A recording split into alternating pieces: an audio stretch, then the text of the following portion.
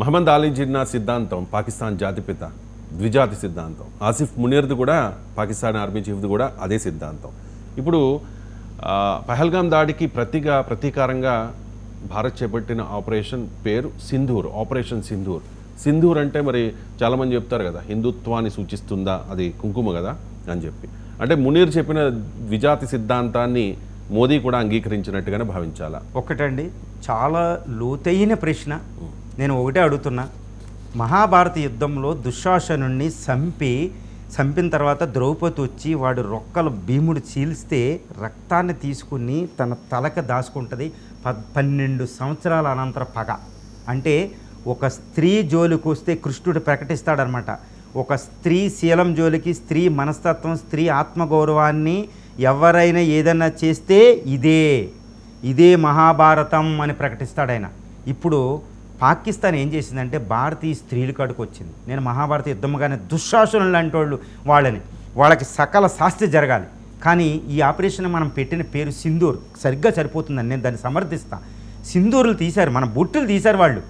మన పిల్లలు మన స్త్రీల ముందు మొగుళ్ళని చంపేశారు కాబట్టి ఆ పేరు సరిపోతుంది. కానీ భారతదేశంలో చాలా సున్నితమైన విషయం ఒకటి ఉంది, అదే సెక్యులరిజం.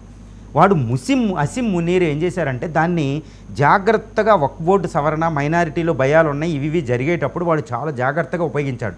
వాడి లక్షణం ఏంటంటే భారతదేశాన్ని కూడా సెక్యులరిజం పోగొట్టి, సెక్యులరిజాన్ని బద్దలు కొట్టి, రాజ్యాంగ వ్యవస్థను బద్దలు కొట్టి మత కలహాలు రావాలని చేశాడు. భారతదేశం విడిపోవాలని చేశాడు.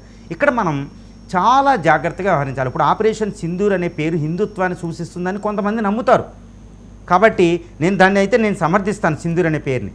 కానీ అక్కడ సింధూర్ అనేది హిందుత్వానికి ప్రతీక కాబట్టి హిందూ మతం, అటువైపు నేను ఇస్లాం మతం అంటే చెప్పుకోవడానికి వీలు దొరికేలాగా కాస్త ఉంది అనేది కొన్ని అపవాదులు వస్తున్నాయి మనం సరిపోయినా కానీ.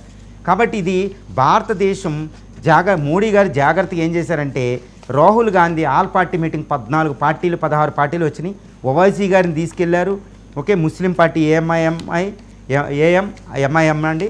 అటు ఏం చేశారు, అటు రాహుల్ గాంధీ గారు వచ్చారు. ఈ విధంగా కాంగ్రెస్ అన్ని పార్టీలు లౌకికత్వానికి ప్రతీకగా తీసుకెళ్లారు. గుర్తుపెట్టుకోండి రాజ్యాంగ వ్యవస్థని మోడీ గారు.